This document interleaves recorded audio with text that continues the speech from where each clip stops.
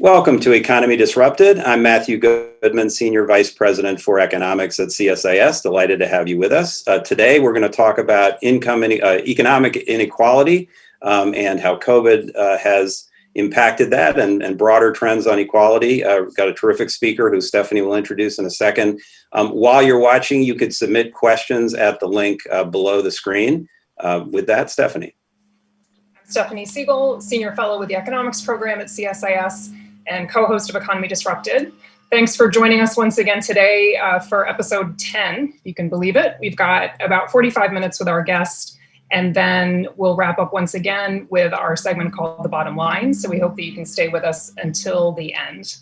Today, we're very happy to be joined by Dr. Heather Boushey, co-founder, president, and CEO of the Washington Center for Equitable Growth. Dr. Boushey, thanks so much for joining us. Thank you. It's a pleasure to be here. So I should add just a quick housekeeping note before we get started today.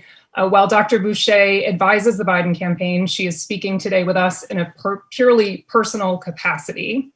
So with that out of the way, why don't we get right to it? Heather, I want to start first with just a few framing questions that can inform the rest of the discussion. And they are as follows. If you could enlighten us, specifically what you mean when you talk about economic inequality, and then what trends have been observed, not just in the current crisis environment, but what trends have you seen over recent years and even decades when it comes to economic inequality, and why as Americans should we be paying attention to those trends?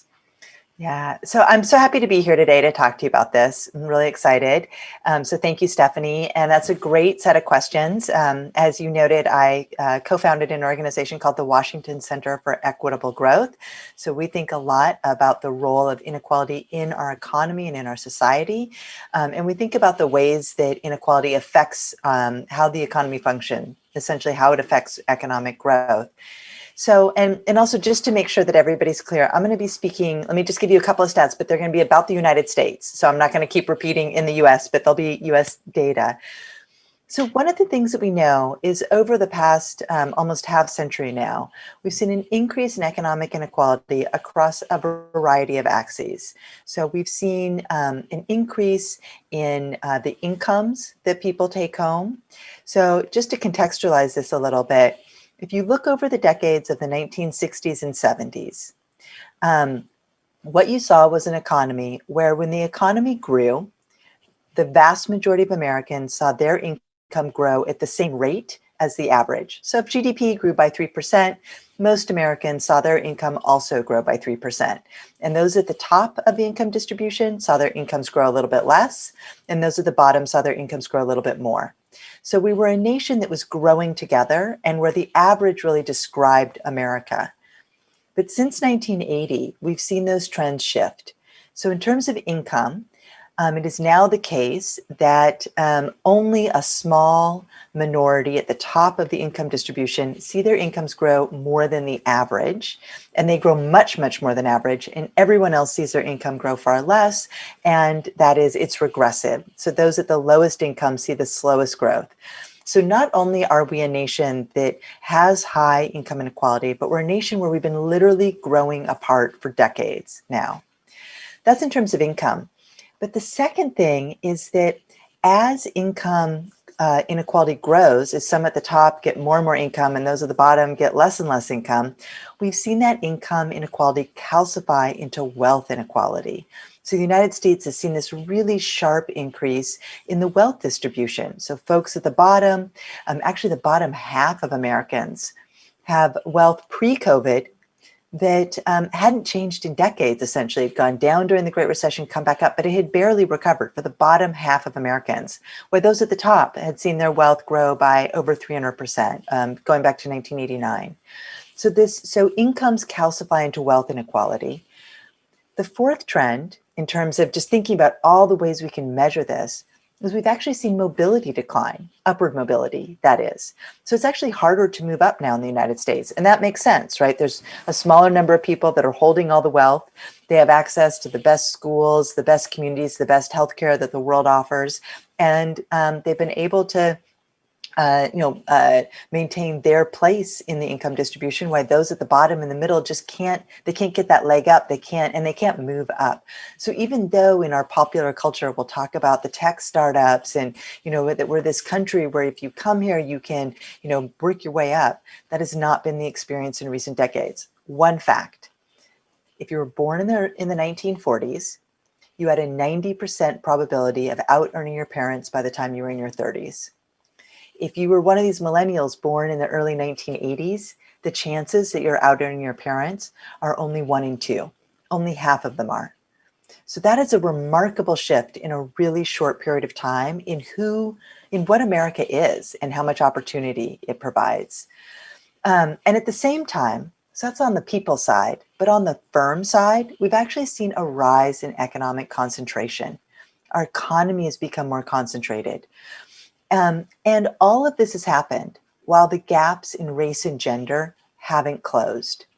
So what you have is an economy that's pulled apart, where long-standing inequalities across demographic groups haven't been alleviated. But you've seen it calcify into wealth inequality, and you've seen it calcify into this rising concentration across firms. So that's a lot of stats that I've thrown at you all. But I think that sometimes when we say the word inequality, it's abstract. We have to understand what it is that we're talking about, but that it isn't just one thing. It's actually the case in the United States. All of these trends go together. And so you can't sort of parcel out one and say, oh, well, this one is the only one that matters. It's actually the whole basket. Yeah, and I think you foreshadow a number of the issues that we actually wanted to talk to you about. So I'm going to pass to Matt, who can follow up on a lot of those points, I think, that you just mentioned. Sure. There is a lot there. As always, we don't have enough time to cover all that ground, but let me just kind of ask another basic question. Your center that you run is called the Center for Equitable Growth. So what exactly does that mean? And is there not a sort of tension, as some of your critics, I think, of the sort of school of thought that you espouse say that, there's a trade-off between economic efficiency, sort of implying ultimately growth, and fairness or equity? How do you respond to that? But first, just what does equitable growth mean? Yeah, so I'm actually going to respond to the second one first, and then I'll get back to the first one because they go hand in hand. So my response is that it's an old idea, and it doesn't fit today's economy. So when we talk about equitable growth, what we're talking about is an economy that isn't just seeing growth in output. And my metric of success is, are we creating a lot of good jobs for people all across the income distribution? But thinking about growth in output, that's strong. Economic stability, how often do you have recessions? How often do you have downturns? Do you have instabilities? And then making sure that growth is broadly shared. So if you can have strong economic growth, but if it isn't stable and broadly shared, then it doesn't matter, because who is it benefiting, right? The whole purpose of the economy is it's benefiting the people in the society in which that economy is happening. So we start this conversation about equitable growth from a bit of we want people to see their incomes grow across the income distribution. So that's a values conversation. And then, as you pointed out, well, there's some who say, well, actually, you can't have both. You can either have your values or you can have what's good for the economy. What we have learned over the past half century is that, and what we've learned really over the past 20 or 30 years with all of the new empirical research in economics. Let me just take one little tangent here, that I think this is the most exciting time to be an economist. We have access to all of this new big data that economists didn't have access to decades ago, all this computing power, all these new methods to show causality, gives a much deeper understanding of the economy than we had, even back when I was in graduate school in the 90s. It's just watching how the profession has shifted, and it's allowed us to understand inequality. So half a century ago, the top econ papers were theoretical. They were, pardon me, but some guy sitting in his office writing down equations or theories. And so you could get published in top journals. Now, top journals, the vast majority of papers are empirical, using big data, new data that the scholars put together. They're doing experiments. And that's allowed us to understand inequality in a different way, because it isn't just theoretical, but it's looking at the data, digging into that heterogeneity. So what we've learned from that evidence and what we've learned from the trends over the past half century are that this trade-off, it just doesn't work in practice, and it doesn't take into account that the context in which our economy is happening has shifted markedly. So you think about climate change, right? So because of climate change, we have to rethink how we're running our society. We have to rethink how we do insurance markets. We rethink whether or not we're going to buy a winter coat if you're living in some parts of the world, right? But we haven't sort of taken those sets of ideas and applied them to the economy because of this extreme inequality we have in the United States, this massive wealth concentration across firms. The economy is actually working differently than it did when you had institutions that contained inequality. And what we can see is after, again, almost a half century of decreasing tax rates at the top, of deregulation, of allowing inequality to rise unfettered, we don't see higher growth. So that's the punchline, right? If it was true that there was this trade-off between efficiency and equity, then United States should have what, 6, 7, 8, 9% GDP growth? We don't. In fact, what we've seen is that the decades when our economy was more equal, we had a higher average growth than we do now. So the counterfactual is actually on the other side's argument. They need to show why, despite this rise of inequality, we've not seen, given the massive rise of inequality, we should have seen a massive increase in growth, and we haven't seen it. And I think all of this new research in economics shows us why that's the case, that actually inequality systemically obstructs people from moving up. It obstructs talent and good ideas from getting out there. That slows productivity and growth. It subverts the market itself. It distorts our macroeconomy. We can talk about all those, but we really now have this new empirical evidence that shows us the way inequality drags down growth. And that's counter to this set of ideas that was crafted in an era when the United States was much more equal. So I think those are ideas that just don't resonate anymore with today's economy. But just if I could just, push on one more time on some aspect of this, which is, a lot of people talk about sort of Northern European policies that are creating a sort of more equal set of outcomes, and particularly in the wake of the pandemic. And I think Stephanie's going to ask you more about that specifically. But people are saying, well, the Scandinavian countries, have these programs that provide a kind of a stronger safety net, and that's helped to protect them against some of the worst impacts of the pandemic. But it's also true that people say that in Europe, growth is not as strong as it could be or should be. That sort of some of those policies as they kick in post pandemic are just going to ossify some of the inefficiencies in the economy. How do you that is, if I didn't, articulate that as clearly as you did your points, but, if that's all true, how do you respond to sort of that other model or that other, set of circumstances? I think that the cross-national comparisons are really important and are a potent way to understand across societies. One of the really concrete cross-cultural economic examples that I come back to in my head, because it was so potent during the Great Recession, was the fact that the United States experienced, as many countries did during the Great Recession, this really sharp decrease in output and this really high increase in unemployment. We have a very weak social insurance system and a weak unemployment insurance system. We've seen it almost implode in some states, due to COVID. So we can talk about UI later if we want, but one of the things we saw was that Germany, although they saw the same sharp declines in their output, did not see the same sharp declines in their unemployment. And that was and so that meant that they had much more stable incomes, a better glide path to a stronger recovery as they worked through that Great Recession. So I think that, I use that example to point out that it's not just about growth in any one year. It's about stability. It's about the long-term trends. One of the things that, one of my favorite books is by these scholars at the IMF, Jonathan Ostry and Prakash Langani and Oh, now I feel very bad. I'm blanking on the third author. At any rate, it'll come back to me. But Berg, I think. Yes, Andrew Berg. I was like, I could see his face, Andrew Berg. But they wrote this really interesting book where they pulled together all this research that they'd done in the IMF research department, showing that societies that are more unequal are more prone to financial crises and are more prone to having their recoveries and having shorter recoveries. And that's also, I think, what we've seen in the United States in recent years, these, moving from crisis to crisis, but having these, and we did actually have a very long recovery. But I think you have to take into account all of the different pieces of it.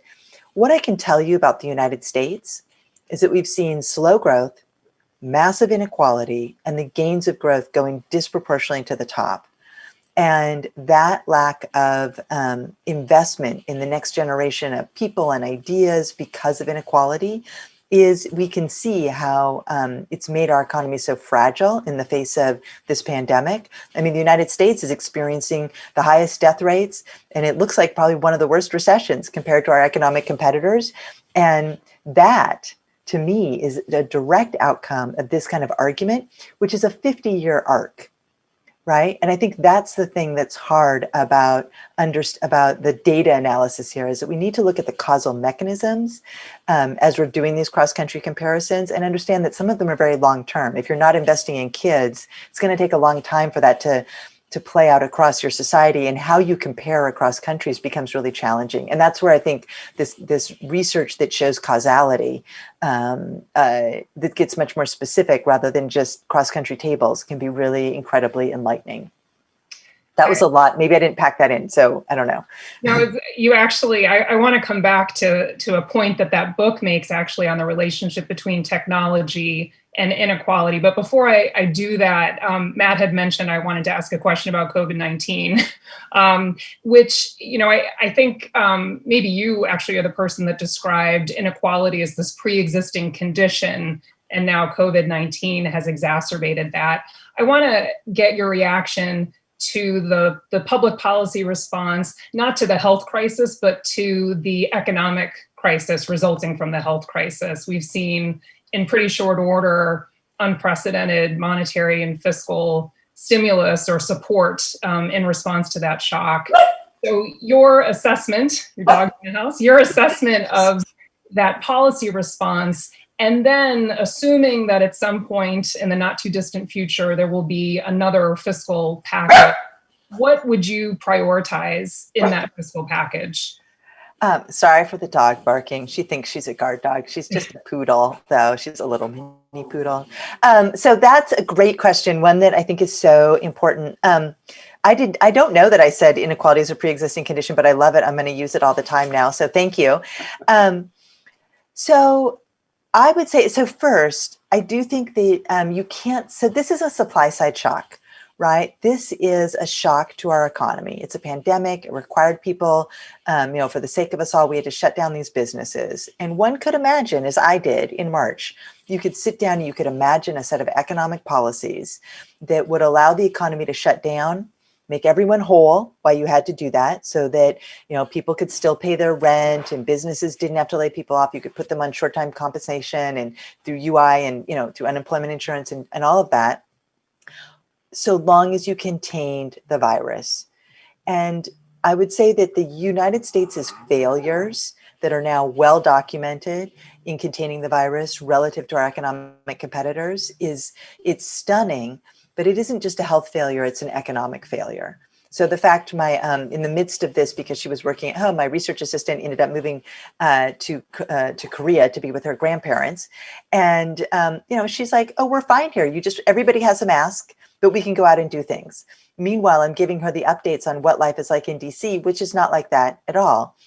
That's an economic issue. If I can't walk into a store or walk into a restaurant because of a pandemic, because my society and my government has left the work of governing to the market, then we can see now that those institutions matter for the economy. If you don't have daycare, it's really hard to hold down a job, even if you can telecommute, right? Because you've got kids at home, you're trying to homeschool and all the things. So you have to put the economy in its proper context, which is if you don't make sure that you're attending to these very human, we used to talk about the factors of production, land, labor, and capital, not just capital, but also the humans and the environment is core to the economy. So I think that's the first thing. In terms of the packages, I mean, it was incredible to see Congress come together in a bipartisan way early in the spring and pass the CARES Act, this monumentally large legislation that provided unemployment benefits and direct payments and all the things that it did, and aid to businesses that really did make the difference. It's really quite striking looking at the data through the end of July.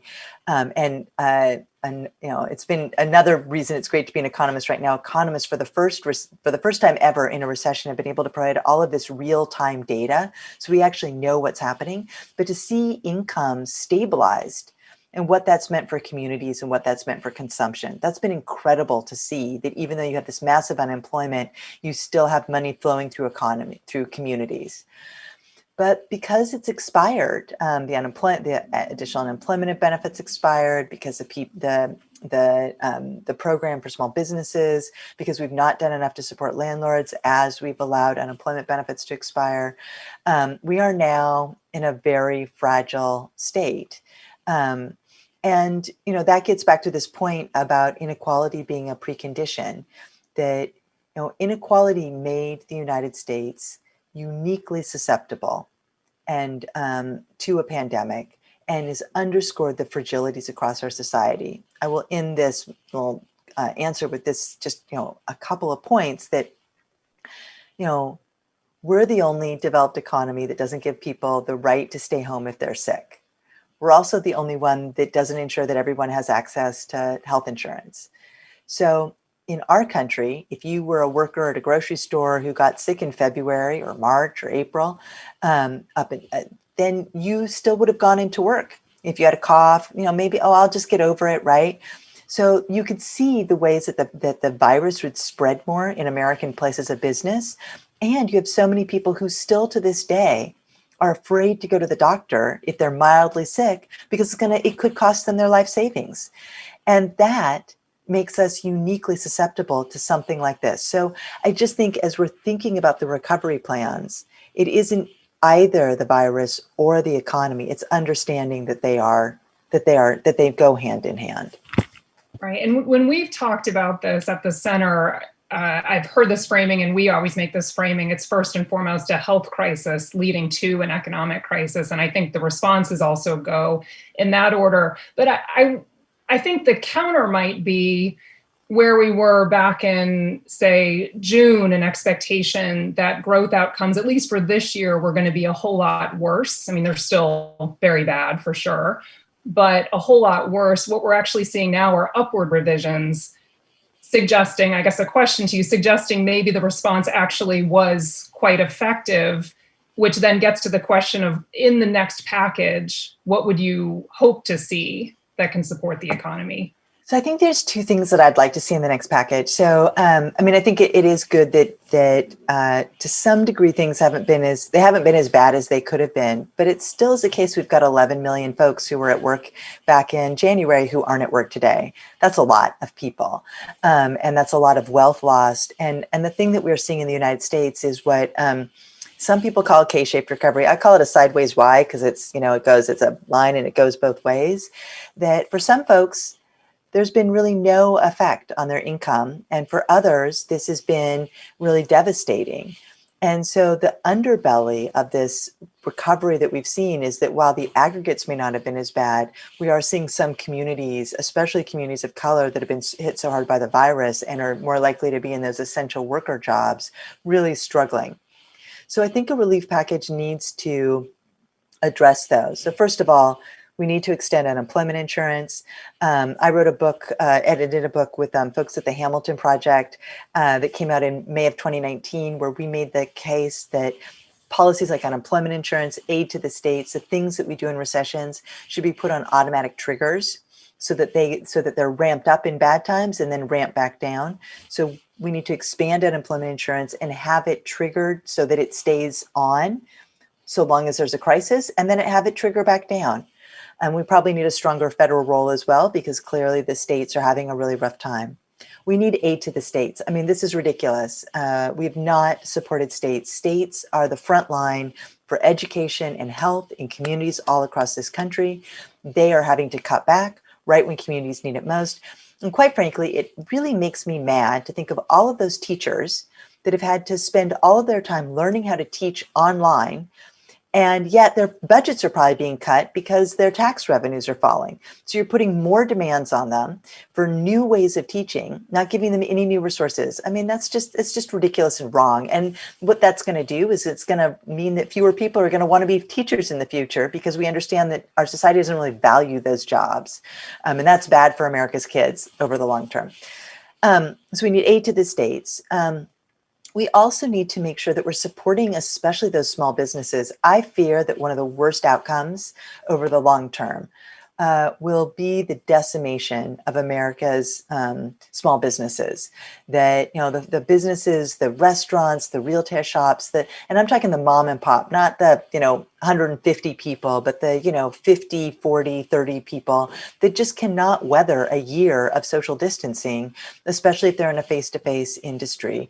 And I feel like my Twitter feed is now people joking about, oh, well, there'll be some big conglomerate that's going to come. And, there's there's a building across the street from where I live that's got 6 small businesses, lovely coffee shop, a gym, and all this, all small, independent.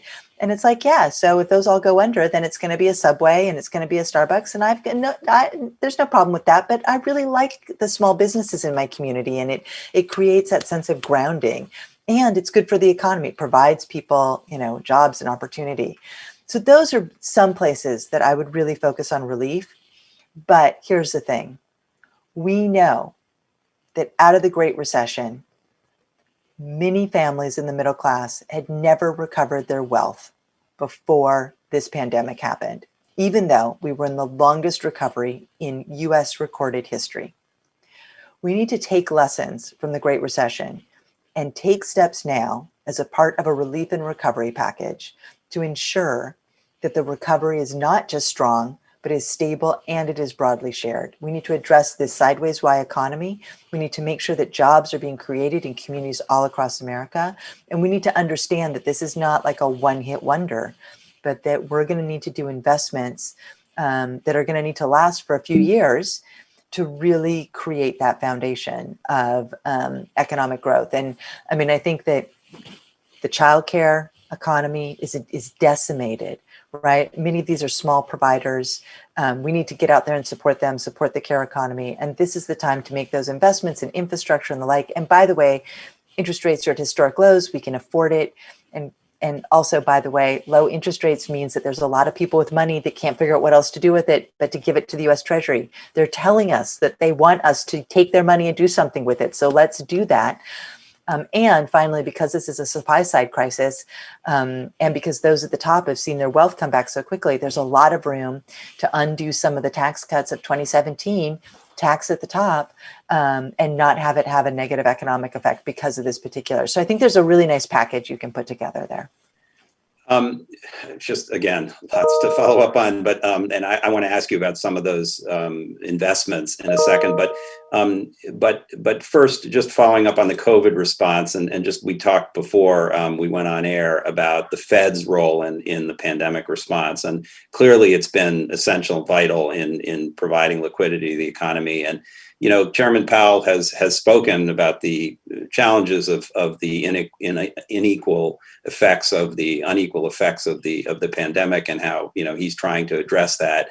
And there are programs that the Fed has set up that are sort of unprecedented to do that, and yet they don't seem to be working. And meanwhile, he's coming under criticism for having kind of fueled inequality, because the stock market's doing great, but kind of, unless you're invested in the stock market, you're not doing so great. So what do you think the Fed's, I mean, it is such an important part of the response here. Just, it's a little bit of a digression, but I think it's quite important to this story. So the Fed the central bank, the Fed has such an important role to play, but we've delegated too much of our hopes and dreams for economic policy over to them, right? So they have their dual mandate of full employment and price stability.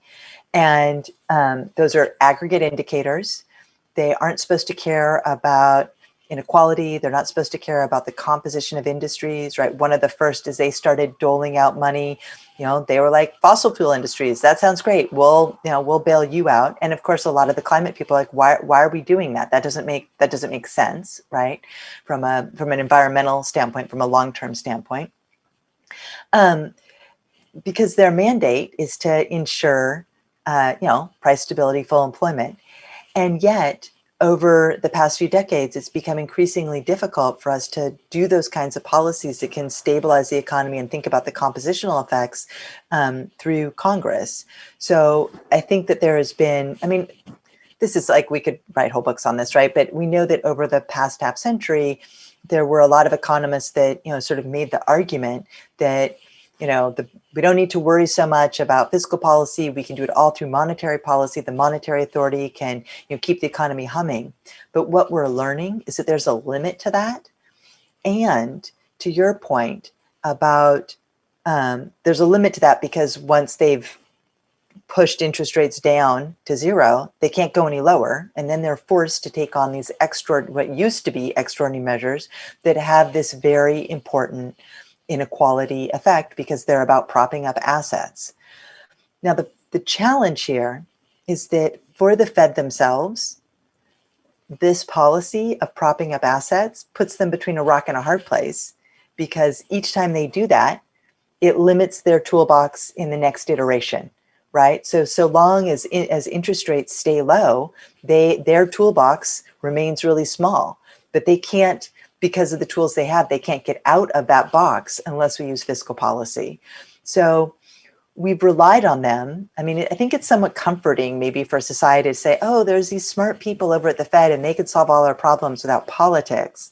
But what we're learning is that you actually need to sort of work through the politics on the Hill to pass legislation that can address these, that can use the power of government to affect the composition of industries, to make sure that money is flowing through to communities, and that is really the responsibility of our governing, the Congress and the executive branch, not just the Federal Reserve.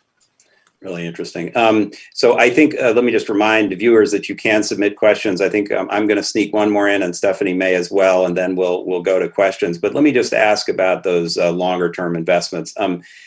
So we have a commission, a trade commission at CSIS that one pillar of which is looking at the U.S. workforce and sort of preparing it for the global economy of 2030. And in looking at that, we are obviously looking at how to help frontline workers who've been particularly hit by the pandemic. And so we've actually got a proposal for a GI Bill for jobs that will actually help these people get education, training, upskilling, and also, by the way, to try and get more people into the care economy, the caring economy. But most of our proposals are about sort of longer term things, and they're mostly like, merging unemployment insurance with trade adjustment assistance, making it a bigger, more effective program, lifelong learning plans. Those are all sort of longer term things, and they're aimed at sort of a slightly older, I'm not old, but I mean an adult population. You mentioned some things that deal with, a younger population, childcare and preschool and supporting teachers. And where would you, if you could do one thing to help for the long term, if you only had, X amount of money and you could put it into one thing, what would that be? The sort of the really early stuff or later on interventions to help address inequality? If I could do one thing, it's going to be a two-parter. But I think if I could just do one thing on the spending side, I would invest in early childhood. The empirical evidence that those investments matter is beyond refute at this point. And we know that it's from birth on. We know that it's actually also about the parents, making sure that those parents have health care. They're not living in communities, marred by pollution and all these things. I would make investments in the years from 0 to 5 and in young parents. to make sure that kids are healthy, that they have the care they need, and that they're getting that early childhood education. So universal pre-K, universal access to childcare that is not just a place to plop your kid, but is enriching as well, that we recognize that any childcare is an educational opportunity. And quite frankly, I would pay for it by figuring out how to tax capital. I mean, there's a lot of good ideas out there. You could tax wealth, you could change the way we value assets and when we tax them. There's all these different ideas, but that would be the 1-2 punch that would help to create that generational reboot that makes American capitalism so vital, so that we know that when kids are when kids are growing up, they have that opportunity for their skills and talents to be maximized in our society and in our economy moving forward. It's the only thing that's going to create a strong United States in the century to come. Excellent. Stephanie, do you want to try to get one more in before we go to? About 6 other questions I want to ask you, in time for one, I think. But I guess priority question here, I think, is related to what you just were speaking about, and it gets at the question of racial inequality. And here, I think, again, this is another issue that obviously was there before COVID, but has really been highlighted. We know that communities of color, African American communities in particular, have been particularly hard hit, both on the health front, but also when it comes to economic outcomes. And so I'm curious as to your recommendations in getting at the issue of racial equity, and if these are different from just the more general question of economic equity. Yeah, so I think the answer is yes.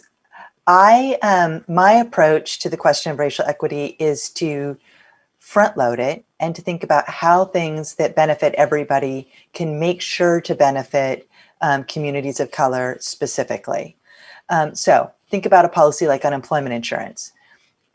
There's so many that we do this in the United States, but unemployment insurance, it's not one system, it's 53 systems. Every state, the District of Columbia, Virgin Islands, Puerto Rico, we all have our own systems. One of the things we know is that states have very different systems, and the states that have the most Black people tend to have the lowest benefits and make it harder for Black folks to get on these programs. So as we're thinking about the fixes that we need to do to the unemployment insurance system, one of the reasons to think about having a larger federal role is to make sure that those benefits go to everybody. So you could focus in each of those states, reforming the system to make it more, to increase the racial equity of the unemployment insurance system, or you could have a broader federal role that could just increase benefits for everyone and make sure that those states that are falling behind. You're going to do both. You're going to address economic inequality, you're going to address racial equity. Second example, school financing. One of the earliest studies we funded at Equitable Growth is these scholars. It was a debate it's been a debate in economics whether or not the amount of money that goes to school districts affects student outcomes. And there's these new studies that show actually they were able to use this natural experiment of changes in funding levels required by law through a variety of mechanisms. But what they showed is that in low-income school districts that got this shock, this infusion of new money, they actually saw improvements over time in student outcomes.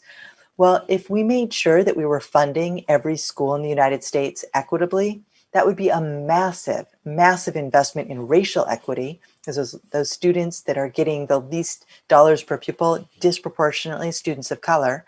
And if we were to prioritize that, then that would both address economic inequality, but we would want to front load the fact that that would also address racial equity. So I think it is as we're looking at every policy, digging in and understanding what is the effect on racial equity now, and how is it that we can craft a policy that improves the system, addresses inequality generally, but specifically targets the communities that need it most. Okay, great. A whole nother subject for another show.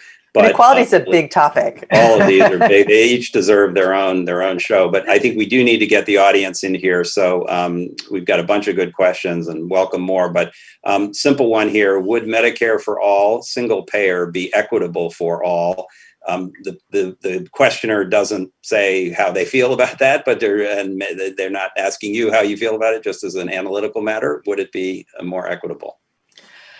Well, as I kind of riffing off the last answer, the devil is always in the details, right? So presumably, if we had a system where every American had access to the same quality of healthcare and health insurance, yes, that would be much more equitable. I think that, how we finance it and how the insurance is structured, and then importantly, how the care itself is structured are the three things that we'd want to think about. One of the things we learned from European countries is you can have highly regressive VATs, highly regressive taxes that actually deliver very progressive outcomes. So I would be a little bit more flexible on the financing if you could get to the right outcomes that you want to see, which is that everybody has access to high quality insurance so they don't have to be afraid of going to the doctor. That's the most important thing, that they can afford it. But then you need to make sure that every community also is providing people with high quality care. So one of the things that we know is that I don't know that I have the stat exactly memorized, or that I'm going to get it exactly right, but we know that the death rate for Black moms is much higher than for white moms, even when you account for their educational attainment. So even highly educated Black moms much more likely to die in childbirth than white moms. And I think it's one of those where they're more likely to die than white women with a low education. But at any rate, that is about access to healthcare. So even if all of the college educated women have access to the same kind of care, are they getting the same quality of care? So if you want to think about those equity issues, you have to think about that layer as well. I want to ask a question actually that I've heard other people ask too, but one that we just received now. So this is a question about China, where China's seen the largest decline in poverty in human history. At the same time, they've seen much higher income inequality. And the question here is, a reaction to that statement. And the backdrop here, and this is kind of, I guess, a counter argument sometimes when people talk about inequality, is if you have a rising tide that's lifting all boats, is there really a problem? And I think that's kind of the situation in China over recent decades. So I think what we've learned in the United States is that the economy it's not mechanistic, right? So over some time horizon, yes, you can have growth that's going to deliver wealth, and it's delivering rising incomes for everyone. You have this rising tide. The question that I would ask is, what is that doing to the institutions that contain inequality at the top and provide counterweights to concentrated economic power? With the empirical research on all sorts of different areas, once you put it all together in the United States, it shows that if we allow inequality to just rise, then those at the top will be able to not only have access to more economic resources, but they have more access to more social and political power. So then you see that inequality has effect on governance. It has effect on how firms are run. It has an effect on the market themselves. As we've seen greater concentration across the US economy, you've seen more and more firms able to reshape the rules of how the market that works to benefit themselves in their monopoly or their oligopoly. And so my question for China is, how are you thinking about institutions that make sure that over time you're not creating an inequality that you can't, that is no longer containable? Because that's certainly what that is the challenge here in the United States. How do we then make sure that the incomes at the top are being invested in ways that benefit us all? So it's about institutions. Okay. Again, another sort of question about domestic fiscal policy. This person's postulating that, fiscal policy is constrained or even impotent given political gridlock. So how would you support, how realistic, I guess the person's asking, are, job guarantees or universal basic income or any of the other big plans that are out there that require a big fiscal investment, Green New Deal, this person mentions as well. How would you sort of prioritize those things? Well, so is the question, I'm a little confused. So is the question about we can't do them I mean, the person Yeah. was picking up on the Fed discussion and saying that, that has created asset inflation, that fiscal policy is also really critical here, but there's political gridlock. So it's very difficult to do the fiscal thing, even a follow-on COVID package, let alone some of the onward things. So I guess against that backdrop, but maybe the person wants to know anyway, with or without the fiscal constraint, what you feel about universal basic income and other big programs that would cost a lot. I will say, I think that yes, there is gridlock. I think that the challenge is to but that doesn't make something like universal basic income easier. That makes that harder. So I think that was what I was like. That makes that harder too.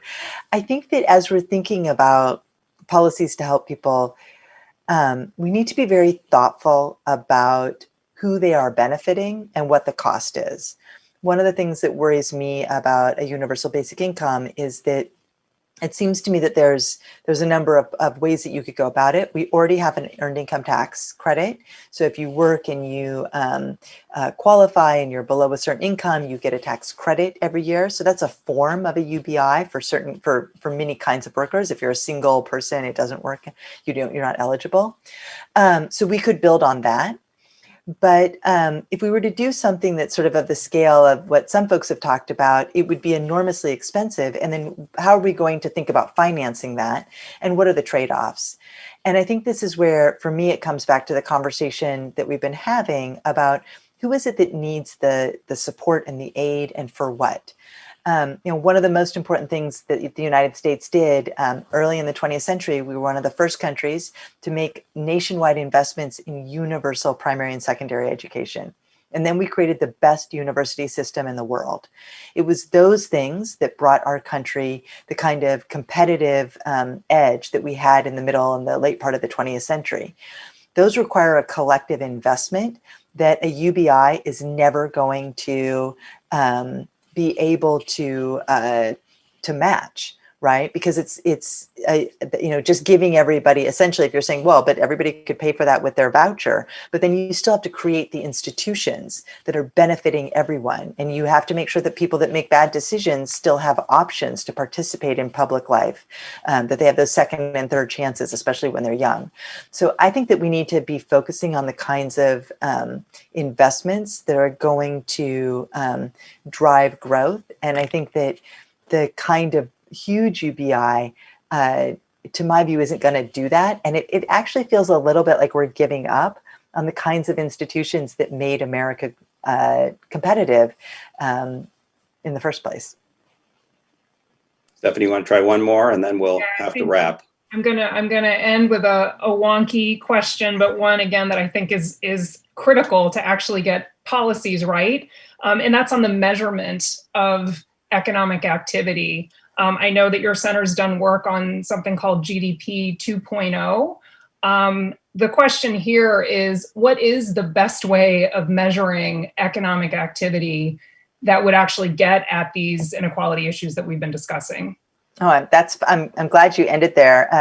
It's one of the things I think I'm most proud of at Equitable Growth. We've been working with these scholars who have been matching the data on how we calculate national income, essentially GDP, to survey data and tax data on who actually gets the gains of growth.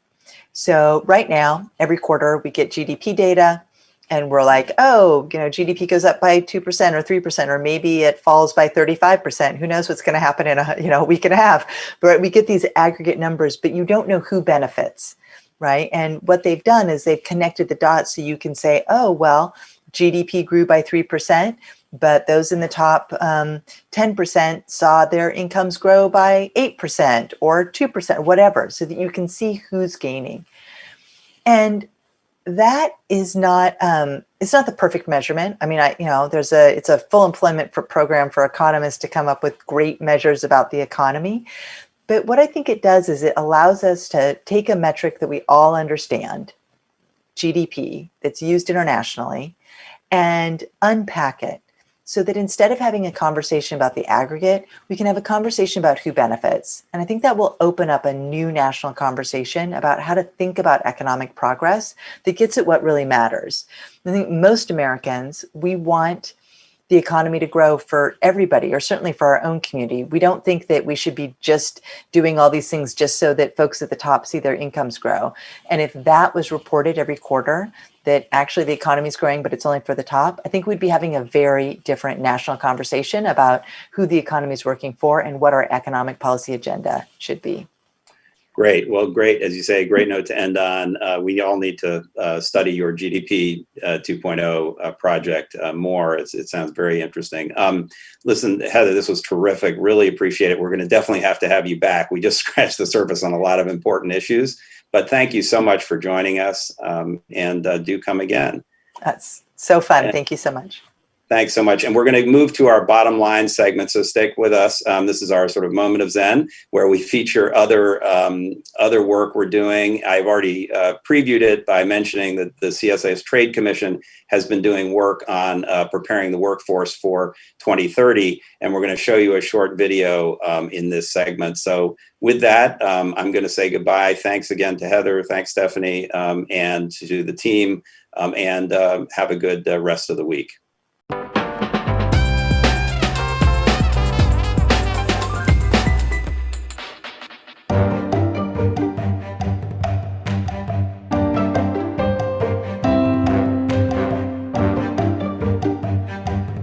America's greatest asset is its people. Innovators, builders, growers, teachers, public servants, and frontline workers. That workforce is the foundation of U.S. competitiveness. It enables growth and underpins global leadership. However, the workforce faces urgent challenges that, if left unchecked, will erode U.S. leadership. And recent history suggests that if workers are not able to benefit from global commerce, their support for trade erodes, and with it, American trade leadership. Winning the 21st century starts with making the right investments in American workers so they're able to turn challenges into opportunities. But the American workforce is not fully equipped to deal with current challenges and those on the horizon. New technology, like artificial intelligence and other forms of automation, threaten to leave the most vulnerable workers behind and worsen the existing skills gap. COVID-19 has led to unprecedented levels of unemployment and will accelerate the drive towards automation. Executives and policymakers are aware of these challenges and know that workers need new skills to remain agile, adaptable, and competitive. But we have not made the necessary investment and policy decisions to turn challenges into opportunities. To prepare the American workforce to win the next decade, the Commission has identified a series of recommendations to build a more adaptable, agile, and competitive workforce. Recommendations include programs to encourage lifelong learning, a reformed unemployment insurance program, restoring funding to programs that get Americans back to work, new ideas to align education with the needs of employers and more support for apprenticeships, a sensible approach to immigration that attracts and retains the world's best and brightest to make America more competitive, and a new process to prepare policymakers for the impact that trade agreements may have on the workforce. And, in response to the COVID-19 crisis, the United States should immediately establish a GI Bill for jobs that funds upskilling for frontline workers and trains others for working in the caring economy. Together, these recommendations would build a resilient and adaptable American workforce, ready to take on the challenges of the next decade and act as the engine of American trade leadership.